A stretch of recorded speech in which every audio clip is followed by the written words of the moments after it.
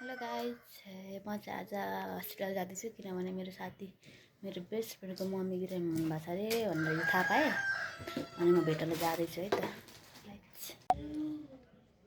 अहिले गाइज म चाहिँ भेट भएँ मेरो साथीको दाईसँग, छोटे दाई। अनि म चाहिँ आन्टी, बिरामी आन्टी। Hello aunty. ल यो चाहिँ मेरो बेस्ट फ्रेन्ड सुन्दा उसको मम्मी बिरामी भएको, म चाहिँ भेट्न आएको। आन्टीले चाहिँ अलिअलि राम्रो भएर रहेछ होइन। अहिले फेरि सानो सुनिते आउँछ ओली। ल आमा छोरीको माया यस्तो हुँदो रहेछ गाइज। यता सुन्थे बिस्तारै बोल्न पर्छ। यो चाहिँ मेरो साथी होइन, अन्त आएर खानासाना लिएर उसको मम्मीलाई खुवाउँदै चाहिँ आन्टी खानु सक्नुहुन्न नि त। अनि त्यसपछि म चाहिँ होइन त्यहाँ कोसँग कुरा गर्दो रहेछ नि, मलाई भिड नगर न भनेर हानेकी सारीले। अनि यो चाहिँ अन्डा सन्डा दिँदै थिएँ। त्यही हो गाइज, थ्याङ्क यू।